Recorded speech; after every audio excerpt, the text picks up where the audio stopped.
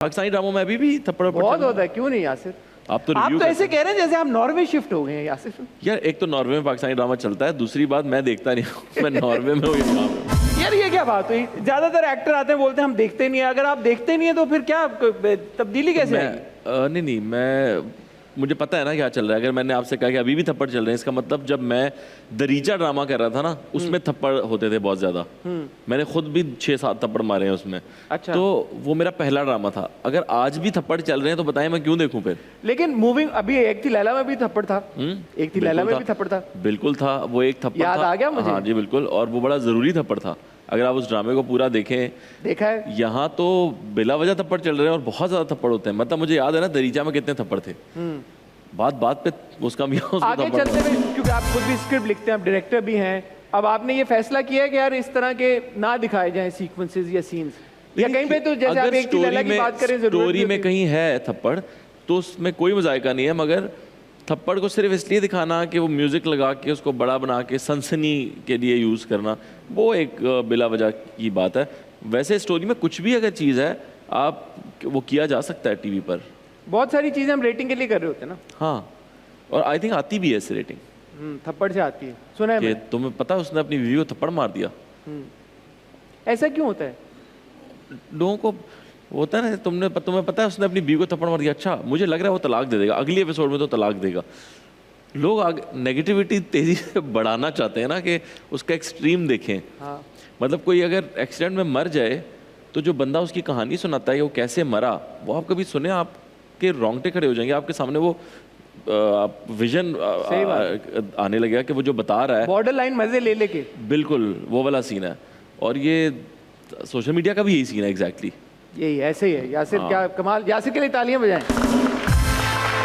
मतलब किसी की जिंदगी में फलसफी किस्म का गैस कभी देखा आपने? किसी की जिंदगी में अगर कोई प्रॉब्लम चल रही है, फर्ज करें, तो ये नहीं हमें चाहिए कि हम उस प्रॉब्लम का जिक्र ही ना करें, या हम ये करें कि हम उसी प्रॉब्लम का उससे पूछें कि भाई ये क्या हो रहा है ऐसा। और वो न्यूज़ में चल रहा है बाकायदा, किसी की अगर डिवोर्स हो रही है, खुदा ना खास्ता किसी एक्टर की डिवोर्स हो रही है, तो ओ हो उसको तो ऐसा बढ़ा चढ़ा के मज़े ले लेके, और आज इन्होंने अनफॉलो कर दिया है, ओ इन्होंने भी अनफॉलो कर दिया है, ओ पेपर भिजवा दिए। मतलब इतना ज़्यादा उसको चढ़ाना, थोड़ा सा आपको इंसेन सा नहीं लगता ये? मुझे लगता है। लेकिन एक स्कूल ऑफ थॉट ये कहता है आर्टिस्ट होते हैं पब्लिक प्रॉपर्टी तो नहीं होते, पब्लिक लाइट में होते हैं जब वो अपनी शादियों को पब्लिक के साथ शेयर करते हैं, या अपने रिलेशनशिप्स को काफ़ी हद तक, क्योंकि बहुत सारे ऐसे एक्टर्स हैं जो कि अपनी प्राइवेट लाइफ को प्राइवेट ही रखते हैं, फिर उनकी इस तरह की बातें भी नहीं पता चलती। बट ज्यादातर बातें तो दो लोगों के बीच में, लोगों को कैसे पता चलेगी? शादी तो एक ऐसा मामला है जिसे छुपाना चाहिए ही नहीं ना, वो तो गलत बात है। आपने अगर किसी को ओन किया है तो आप पब्लिकली ही करेंगे ओन, वरना कैसे पता चलेगा? ओन करेंगे वो भी पब्लिकली करेंगे। नहीं, अगर वो बताएं तो बताएं ना। शादी का उन्होंने बताया, तलाक का वो नहीं बता रहे, आप खुद से उनकी स्टोरियां लगा रहे हैं, वो लगा रहे हैं कि भाई इनकी तलाक होने वाली है। हाँ वो गलत, ठीक है, आप एक माहौल बनाने की कोशिश कर रहे हैं। इन्फॉर्मेशन तक आई थिंक इट्स फाइन, क्योंकि लोगों का इंटरेस्ट तो होता है। और इन्फॉर्मेशन ना तब दी जाती है जब मिले कहीं से। आप खुद से इन्फॉर्मेशन गैदर करके थोड़ी देते हैं किसी को। मतलब अब मुझे यहाँ पे कोई इन्फॉर्मेशन मिलेगी आपके बारे में, या आप मुझे कहेंगे कुछ ऐसी बात, तो मैं आगे कह सकता हूँ। जैसे अभी हमने यहाँ कोई बात की है, तो आप अपने दूसरे शो में वो बात कर सकते हैं, क्योंकि मैंने की है। अब मैंने वो बात की नहीं है और आप वो ज्यूम कर लिया आपने, या आपने गेस कर लिया वो बात मेरे बारे में। मैं एक एग्जांपल इसकी इस तरह ले लेते हैं, एक थी लैला का सीक्वल आ रहा है। एक थी लैला का सीक्वल ऊपर से पता चल सकता है आपको क्या आ रहा है, नहीं आ रहा।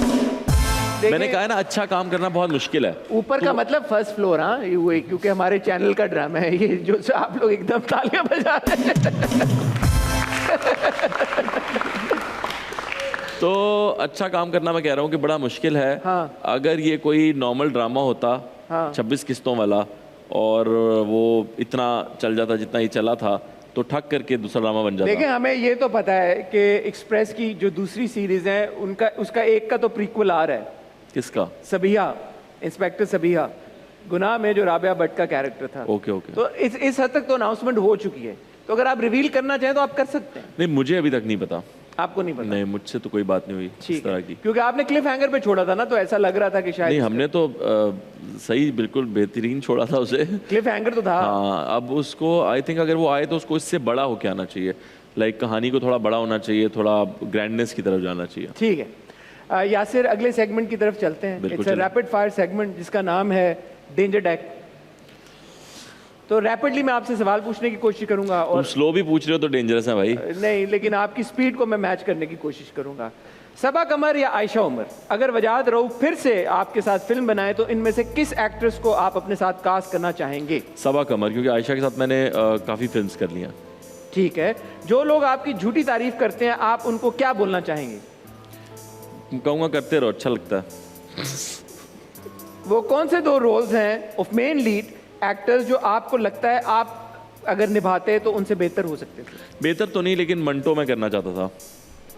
मंटो बेहतर का मुझे नहीं पता, वो सरमन ने बहुत अच्छा किया था, बट मैं मंटो, मुझे लगता है कि मंटो मैं करता तो ज़्यादा मुझे बहुत मज़ा आता करके। ठीक है, रिसेंटली किसी को इंस्टाग्राम पे आपने फॉलो किया? रिसेंटली मैंने फॉलो किया किसी को,